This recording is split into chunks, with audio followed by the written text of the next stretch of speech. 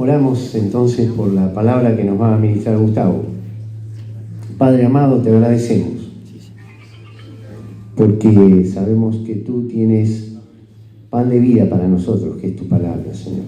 Gracias por la vida de Gustavo, Señor, y por lo que nos va a ministrar en este día. Sabemos que tu palabra es para nuestra edificación, Señor. Así que le bendecimos a Gustavo en el nombre de Jesús. Amén. Amén.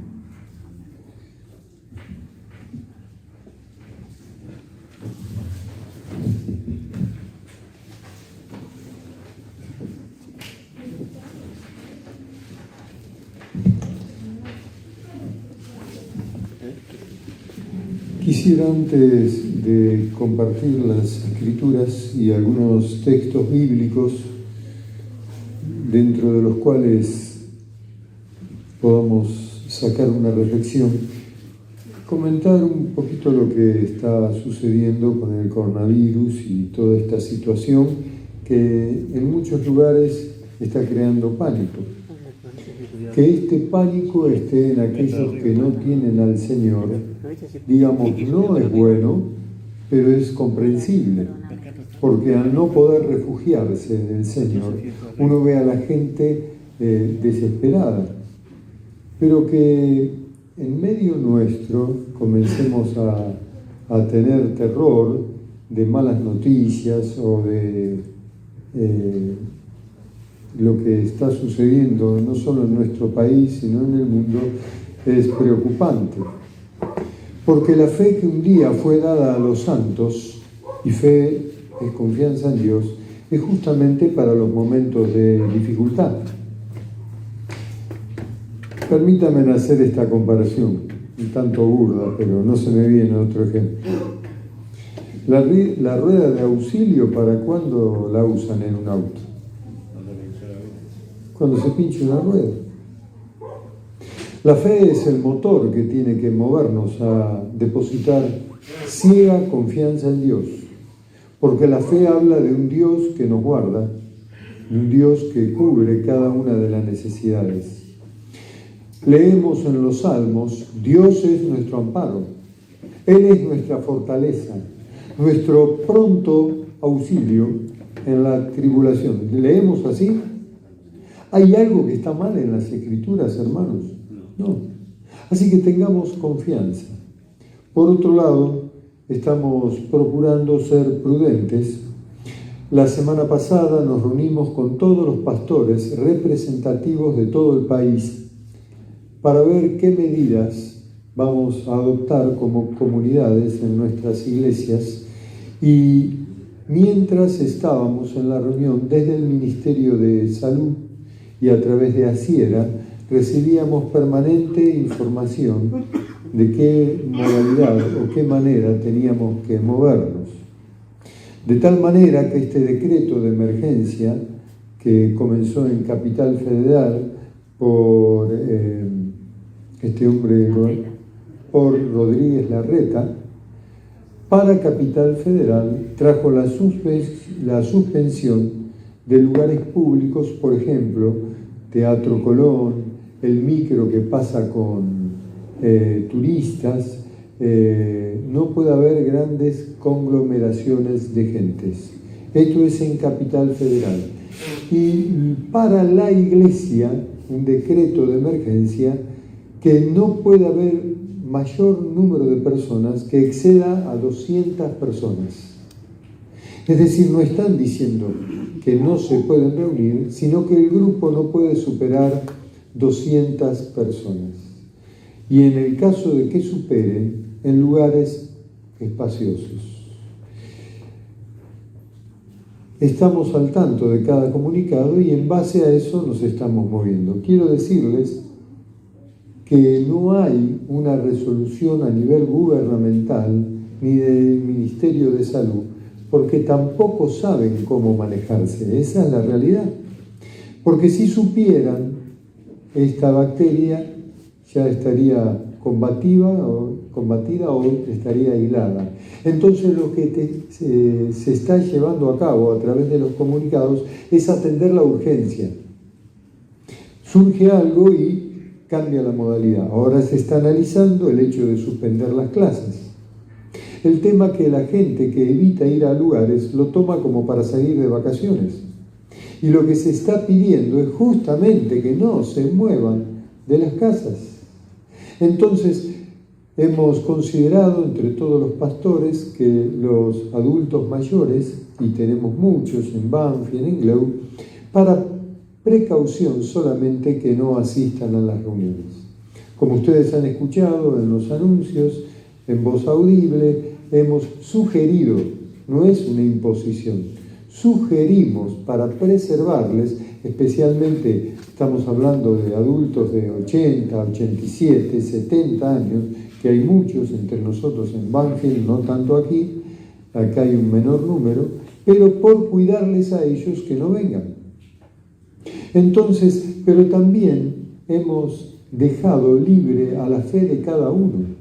Por eso no es una imposición, porque uno debe vivir en fe, pero no queremos imponer la fe, porque no se impone la fe.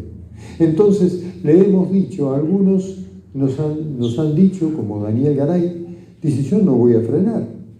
Y le dijimos, pero tened prudencia. Y dice, sí, yo tengo prudencia, voy a tener todos los cuidados, pero yo voy a seguir sirviendo al Señor de la manera que vengo, en forma ininterrumpida. Dijimos, amén, es una decisión personal. Es fe que nace en el corazón de algunos hermanos y en otros, ante la alarma de alerta, su fe no es que no tengan fe, pero no obra de la misma manera. No estoy diciendo esto para juzgar, estoy diciendo que la sugerencia era para cuidar a nuestros hermanos que no vengan. Ahora, hay muchos de nuestros hermanos, adultos mayores, que dijeron, nosotros vamos a estar igual, porque estamos con fe, confiados en el Señor. Dijimos, amén, respetamos una y otra postura. ¿Se entiende, hermanos? Vuelvo a repetir, no estamos imponiendo algo, porque en cuestiones de fe no deberíamos imponer, solo sugerimos lo que nos parece que podría ser una medida preventiva. Esto lo hicieron todos los pastores de todo el país. Lo demás depende de la fe de cada uno y la convicción que tenga. Por otro lado, en nuestros medios no hay hermanos que hayan viajado fuera del país, por lo menos en esta etapa. Solamente Gabriel Espinosi, y le hemos pedido al regreso de Estados Unidos por su trabajo que se mantenga aislado y que sostenga la cuarentena que sugiere el gobierno. Tanto él como su esposa están en perfecto estado, pero a modo de prudencia él también consideró que sería bueno. Entonces, el problema es, si hubiera alguien infectado, no hay entre nosotros. Si hubiera alguien, obviamente le diríamos, no vengas, no queremos ser negligentes, pero tampoco correr la carrera que corre este mundo, que ante cualquier situación de riesgo toma decisiones en forma desesperada. Hace años atrás, el ébola causó lo mismo, ¿se acuerdan? Y la gripe aviar también causó lo mismo. Y la gripe porcina también causó lo mismo. Ahora, las estadísticas dicen, desde el Ministerio de Salud, que muere más gente por el dengue que por este mal. Lo que pasa es que ustedes entiendan, todos los medios de comunicación viven de eso. Así que durante todo el día somos bombardeados con información que son reales, pero son multiplicadas por cada canal porque es lo que vende. Ahora, nosotros sugerimos no entrar en pánico, tener paz, ser prudente, tomar todas las medidas que aconseja el Ministerio de Salud, lavarse las manos, obviamente, no estar en lugares públicos donde puede haber gente que no conozcamos y que por capricho está en un lugar y puede estar enferma. No es así la Iglesia. Entonces, animamos a sostener la fe justamente en estos momentos. La fe es para estos momentos, para momentos de la dificultad. En toda la historia de la Iglesia hubo plagas y situaciones permitidas por Dios para juicio a las naciones y para corregir a su pueblo. En un instante les voy a mostrar con las Escrituras de qué estoy hablando. Así que, hermanos, animémonos a la fe. No todos los que hoy faltaron son adultos mayores. Es un plato porque me decían de algunas iglesias, hay hermanos que están faltando y se van de vacaciones y no es, el motivo es quedarse en su casa, pero todo viene bien como para escapar. Entonces, bueno, dijimos, son hermanos que están aprendiendo, que tienen que mejorar conductas, que siempre están buscando la excusa para salir fuera. Y algunos que nunca se congregan ahora dicen, no vamos, porque a ver si hay algún enfermo. Son un poco locos. Pero, digamos, algunos son discípulos y otros son discípulos potenciales. Aunque haya muchos años que estén en la iglesia, hay cosas que no la tienen incorporada. Nos animamos a la fe, al sano compromiso en el Señor, así que no decimos nada, oramos por los que están más débiles, que todavía no entendieron que el domingo es día del Señor, es un mandamiento, no es una sugerencia, y es día para buscar a Dios. Porque cuando venga el día malo, y va a venir, porque la Escritura alerta que los días van a ser malos, el que no esté bien cimentado en el Señor va a ser como la casa que se edificó sobre la arena. Entonces, pongamos buen cimiento y edifiquemos sobre la roca, para que cuando vengan los momentos de prueba, si vienen, nuestro cimiento esté sobre la roca y no sobre la arena. Amén, hermanos. Estoy viendo de acá a Luis Sánchez. ¿Qué está haciendo acá, hermano?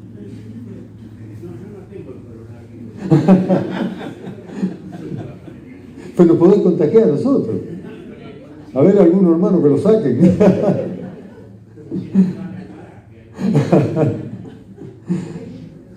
Muy bien, muy bien. Así fue con hermanos de Banfield y distintas zonas. Sugerimos, pero nos detenemos ante la fe. Cuando alguien dice, yo tengo confianza, listo, es la fe la que nos motiva a seguir adelante.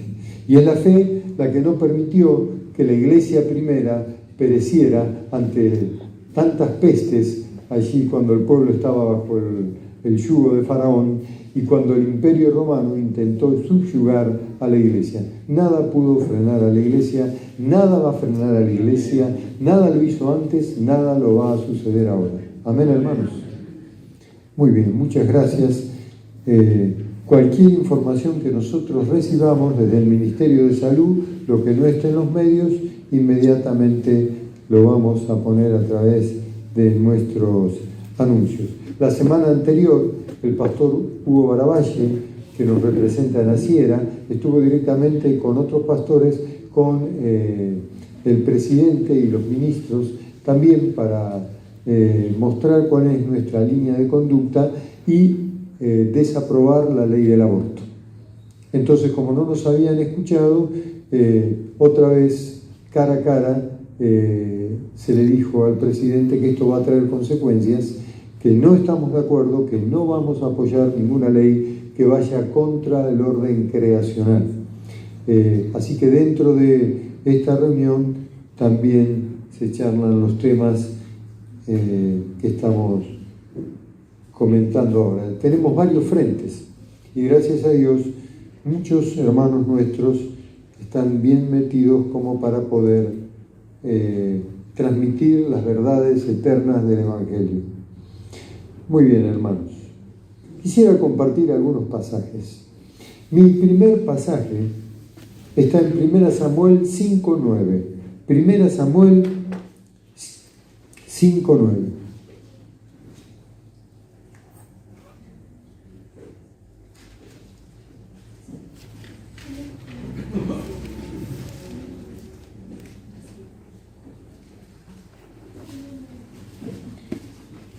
Desde la antigüedad,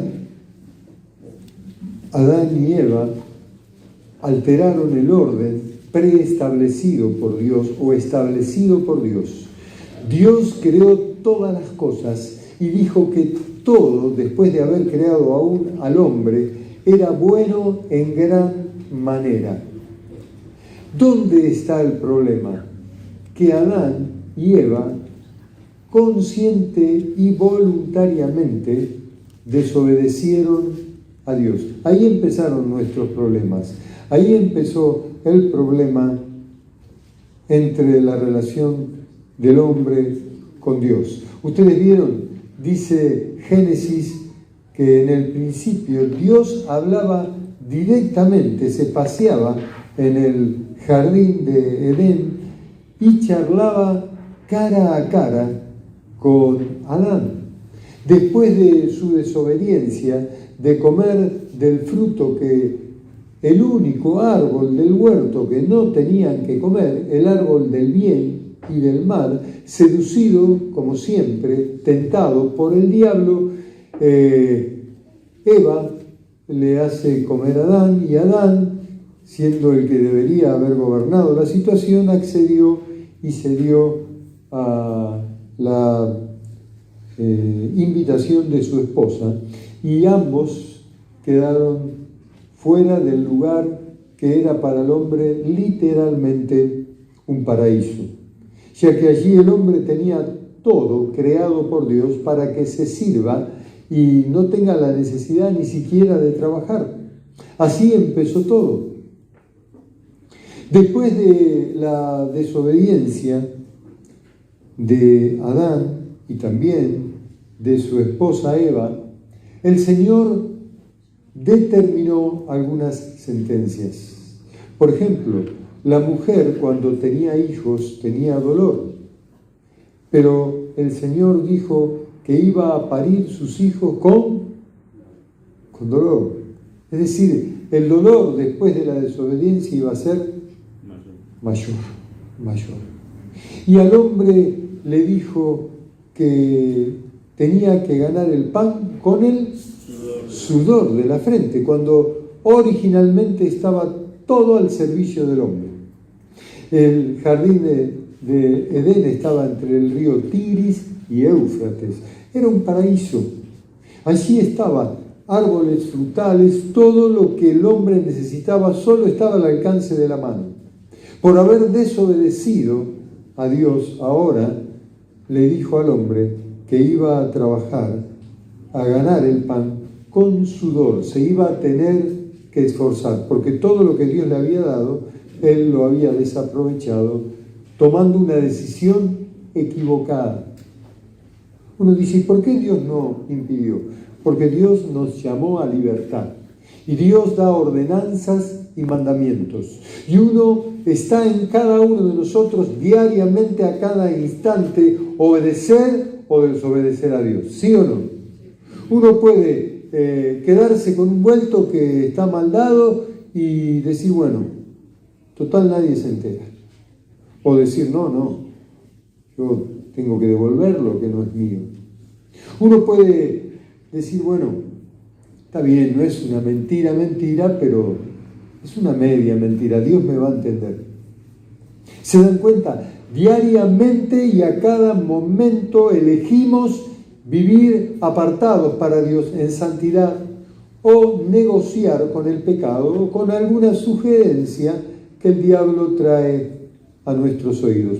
Recuerdo que el tentador es el diablo. No, Dios no tienta a nadie. Dice Santiago que no digamos que Dios es el que tienta, porque somos tentados, dice la Escritura, cuando de nuestra propia concupiscencia damos lugar al pecado. Entonces, Adán y Eva, olvidando el lugar de privilegio que Dios les había dado, decidieron pecar, libre y voluntariamente. Esto trajo inconvenientes hasta el día de hoy.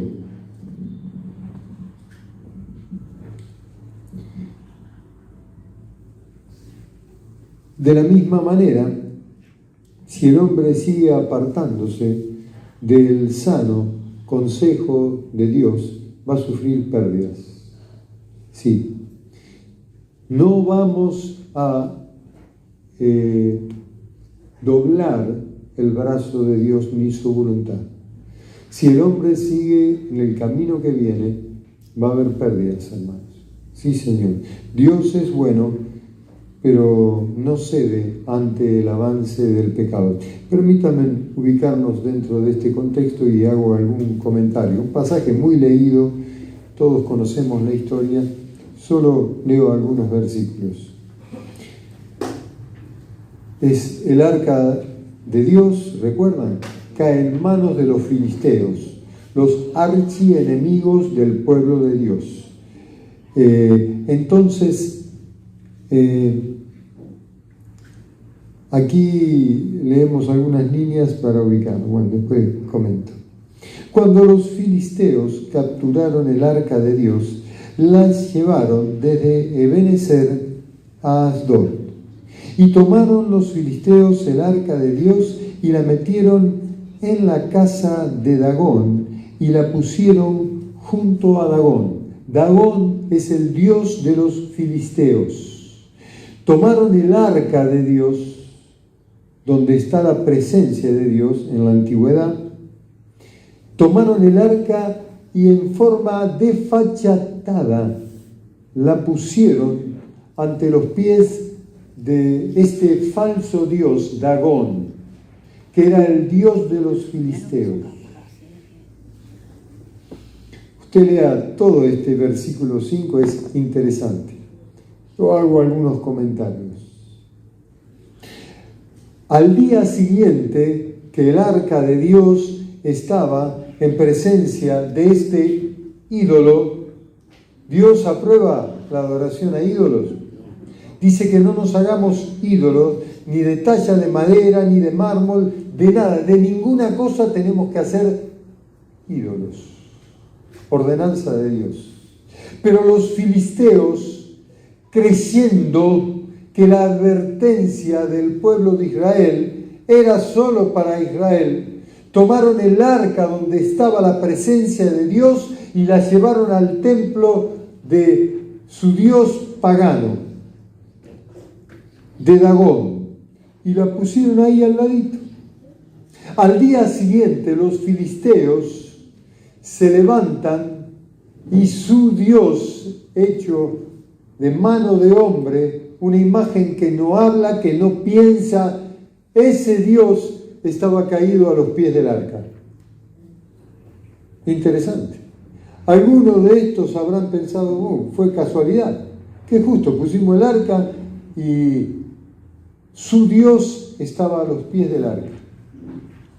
Vuelven a parar a su Dios y al otro día este mismo Dios estaba a los pies del arca, pero con la cabeza cortada y las manos cortadas.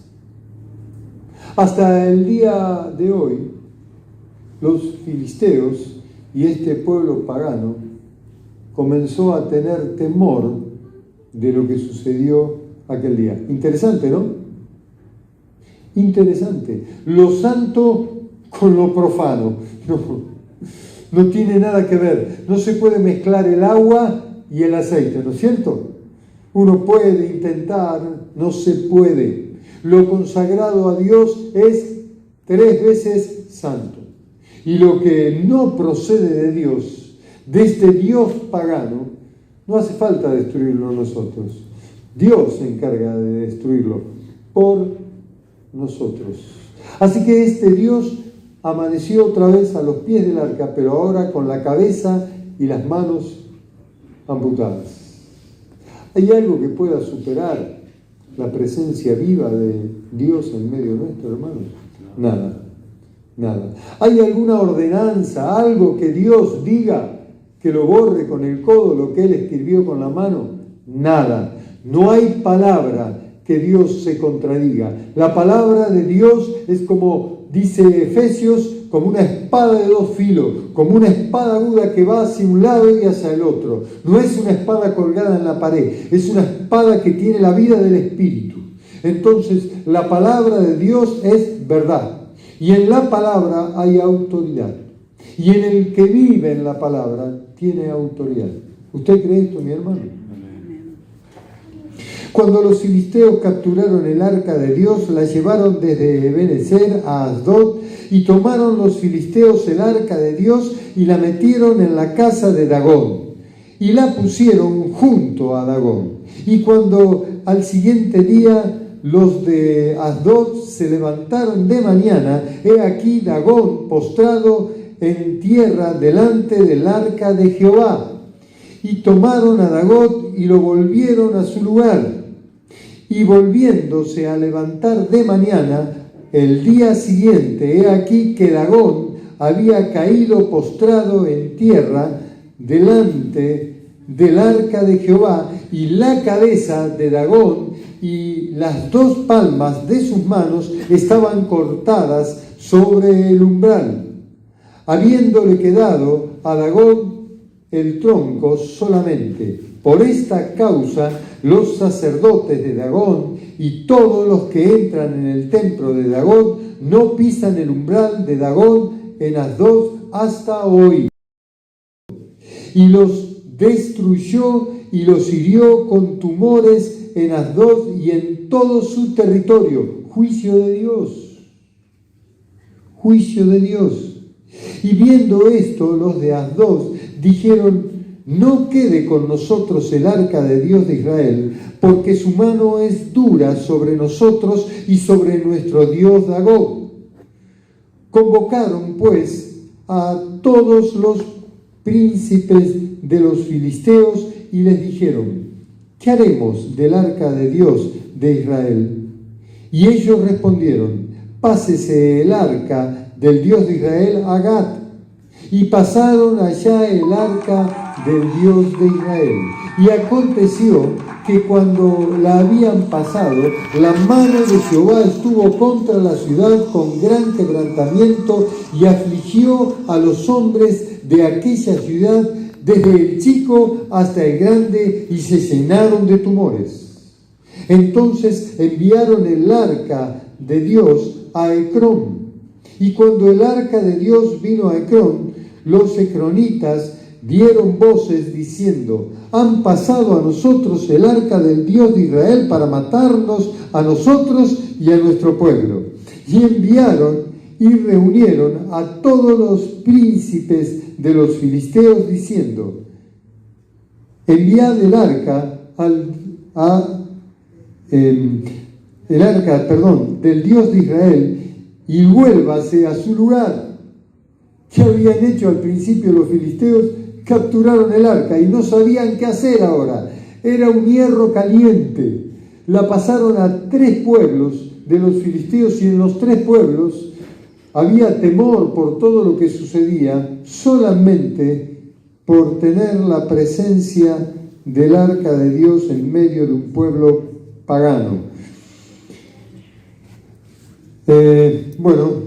Animan a regresar el arca a Israel y no nos mate a nosotros ni a nuestro pueblo, porque había consternación de muerte en toda la ciudad y la mano de Dios se había agravado allí. Y los que no morían eran heridos de tumores, y el clamor de la ciudad subía al cielo. ¿Se dan cuenta, hermanos? ¿Se dan cuenta de lo importante que es la presencia de Dios? Ahora, yo quiero recordarles que en la antigüedad Dios, su presencia estaba ¿dónde? En el arca. Y ahora está en nosotros. ¿Se da cuenta por qué no podemos temer? Porque el Dios de nuestros antepasados, el mismo Dios, habita en medio de la iglesia.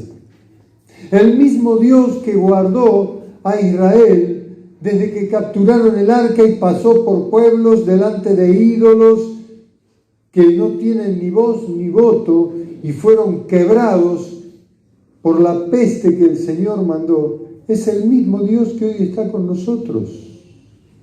Nuestro refugio es el Dios de los siglos. ¿Puede decir amén a esto?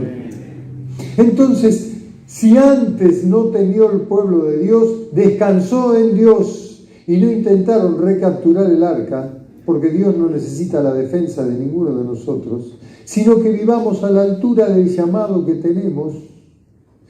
El arca la terminaron llevando los archienemigos del pueblo de Dios, devolviéndola a Israel, porque les quemaba la presencia de Dios, porque nadie puede estar sobre nuestro Dios, sino que Dios está sobre todos aquellos que intentan quebrar sus planes y su voluntad. Amén, hermanos. Fíjense, de Ebenezer a Asdod, delante del Dios, el máximo representante del Dios de los filisteos, de Asdod a Gad y de Gad a Ecrón. Decían, ¿qué hacemos? No, pásenla. Y en cada lugar donde estaba la presencia de Dios, tenían pérdidas. Terminaron convenciéndose que no se puede ir en contra del Dios de Israel. Muy bien. Otro pasaje, 2 Samuel 24:15.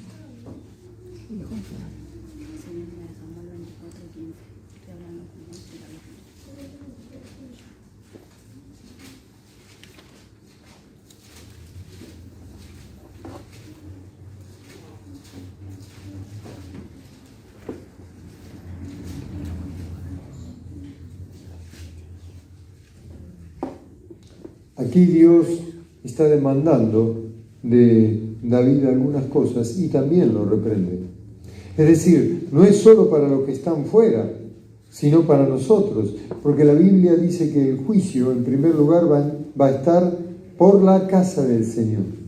Así va a ser. Al final de los tiempos, Dios va a juzgar primero a su casa. Entonces, aquí está ahora sobre Israel. No leo todo el texto, léalo detenidamente en casa. 2 Samuel 24:15. Y Jehová envió, ¿qué dice su Biblia? La peste. ¿Sobre quién? Israel. Desde la mañana hasta el tiempo señalado, y murieron del pueblo de Dan hasta Betseba 70,000 hombres. 70,000 hombres murieron por no hacer exactamente lo que Dios esperaba de ellos. Interesante, ¿no? Ahora no estamos hablando de los filisteos, estamos hablando del pueblo de Dios. Hermanos, Dios es amor. Amén. Pero como Dios es Padre, como buen Padre, cuando sus hijos hacen algo incorrecto, Dios al que ama, disciplina. Yo le dice, pero esto es duro. No, pero es real. Entonces, 70,000 hombres murieron por no hacer lo que el Señor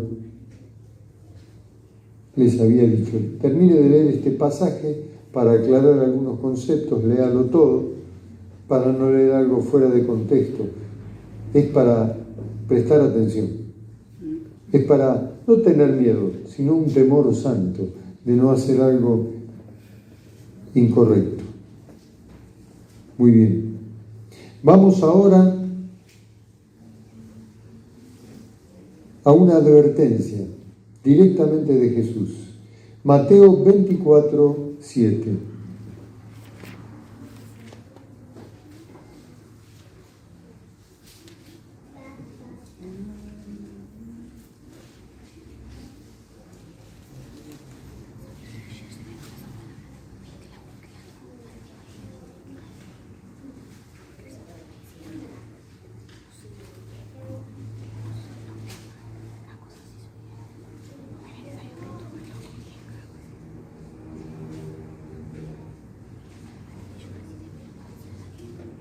Mateo 24:7.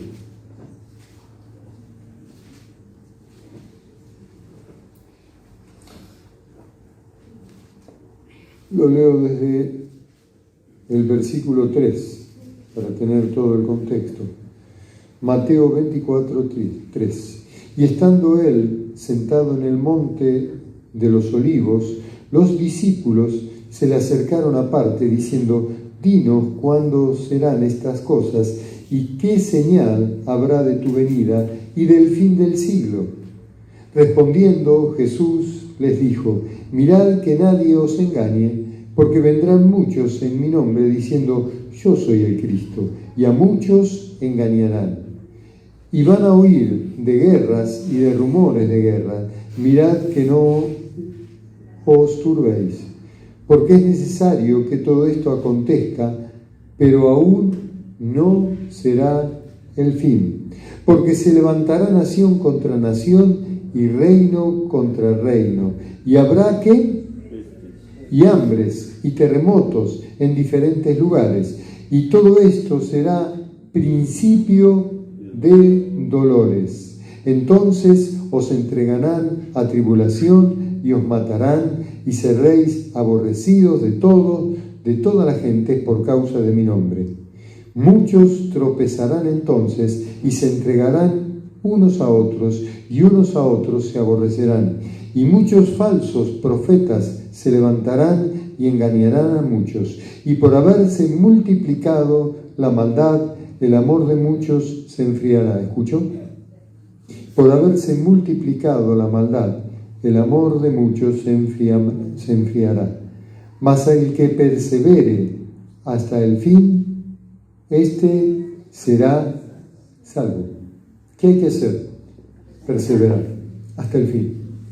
En medio de una sociedad convulsionada, en medio de tanto falso y chantas profetas, que los hay, escuché en internet algunas barbaridades, en medio de tanta confusión hay que perseverar hasta el fin.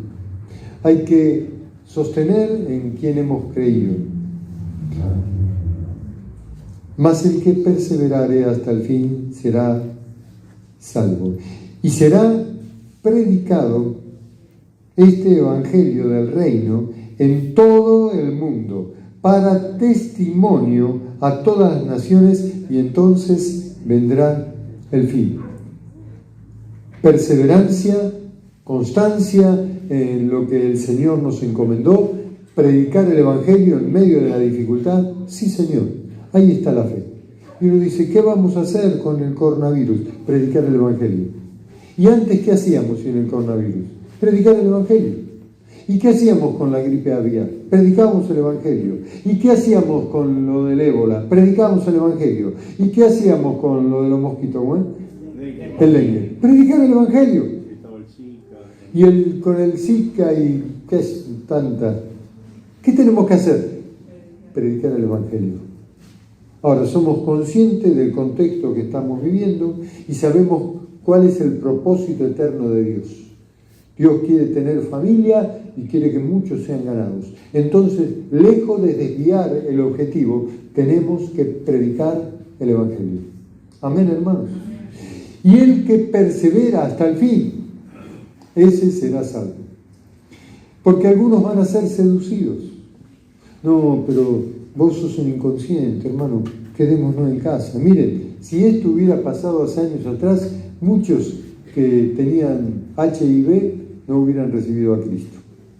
Pero porque hubo hermanos que con convicción estaban decididos a predicar el evangelio, son los hermanos que ganaron muchas almas para Cristo. Son los hermanos que entraron en leprosarios y ganaron almas para Cristo. Son hermanos que, aún a riesgo de su propia vida, predicaron el evangelio y ganaron muchos para el Señor. Interesante, ¿no? ¿Qué tenemos que hacer? Predicar el evangelio.